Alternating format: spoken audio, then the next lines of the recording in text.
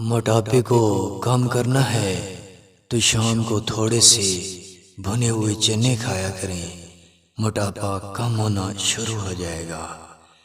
اگر جسم کی چربی کو کم کرنا چاہتے ہو تو چقندر کو ابال کر کھایا کریں۔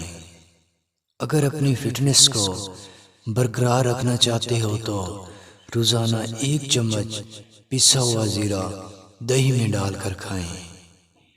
اگر پیٹ لٹکا ہوا ہے تو زیتون کے تیل میں ادرک اور لیموں کا رس ملا کر کھائیں، لٹکا ہوا پیٹ سکڑ جائے گا۔ اگر سر کے بال گرنا شروع ہو گئے ہیں تو ابلی ہوئی چقندر کھانا شروع کر دیں، بالوں کا گرنا رک جائے گا۔ اگر وزن کو کم کرنا چاہتے ہو تو بغیر بھوک کے کھانا مت کھایا کریں۔ صبح نہار منہ دہی کھانے سے مثانے کی گرمی کم ہوتی ہے۔